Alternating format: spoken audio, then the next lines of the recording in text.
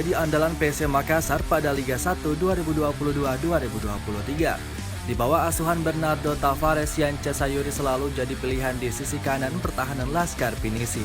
Terbukti dari 10 laga bersama PSM di Liga 1 musim ini, pemain 25 tahun ini bermain 9 kali dengan durasi bermain 613 menit.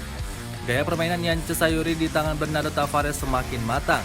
Yance Sayuri memiliki determinasi tinggi. Sebagai bek sayap kiri mampu bertahan dan menyerang dengan baik. Dalam bertahan sangat disiplin. Sudah 21 tackle bersih dibukukan, 24 kali memotong serangan lawan dan 18 kali sapuan. Ketika menyerang cukup berbahaya.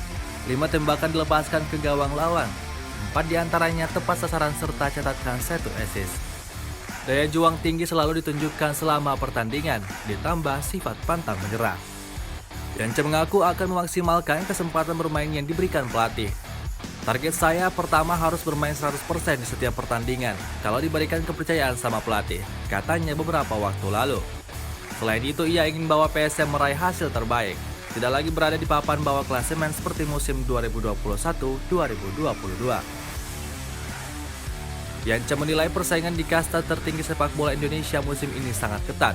Walau begitu, ia yakin seluruh pemain akan memberikan yang terbaik di lapangan. Perjuangan pemain asal Kepulauan Yapen, Papua bisa menembus skuad PSM tidaklah mudah.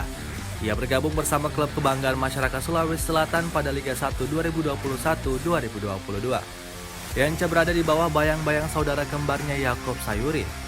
PSM jadi tim pertama Yance di Liga 1, sebelumnya hanya bermain di Liga 2. Di awal bergabung PSM, pemain nomor punggung 11 ini jarang mendapat kesempatan bermain. Berbeda dengan saudara kembarnya Yakob Sayuri yang selalu jadi pilihan utama di skuad PSM Makassar. Pelatih PSM kala itu, Milomir Seslija, selalu tempatkan Yance di bangku cadangan. Debutnya berkostum kapal pinisi tidak terjadi saat lawan Persikabo 1973 di pekan ke-9 Liga 1. Yance masuk di babak kedua menggantikan Syahrul Mustafa di posisi bek sayap kiri. Padahal posisi asli Yance adalah penyerang sayap. Namun terpaksa dimainkan sebagai bek sayap kiri karena PSM waktu itu krisis bek. Abdul Rahman selalu jadi pilihan utama alami cedera. Berawal dari sinilah, Yance Sayuri kini bermain sebagai bek sayap. Walau telah diberi kesempatan bermain, itu tak membuat langsung jadi pilihan utama. Ia masih jadi penghias bangku cadangan. Setelah pergantian pelatih dari Milomir Seslija ke Jogel, Yance baru mendapatkan jam bermain yang banyak. Pemain kelahiran 22 September 1997 ini mampu menggeser posisi Abdul Rahman di posisi bek sayap kiri.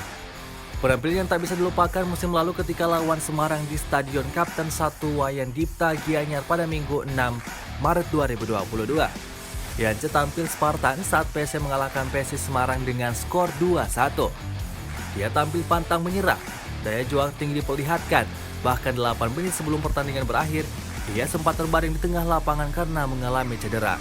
Namun, dia mampu bangkit dan menyelesaikan pertandingan. Selama pertandingan, dia menunjukkan kekokohan dalam bertahan. Tak hanya itu, ia juga rajin dalam membantu serangan. Berkat kegigihannya tersebut, ditopang dengan kualitas individual yang mumpuni, Yance Sayuri kini menjadi salah satu bek sayap terbaik PSM Makassar.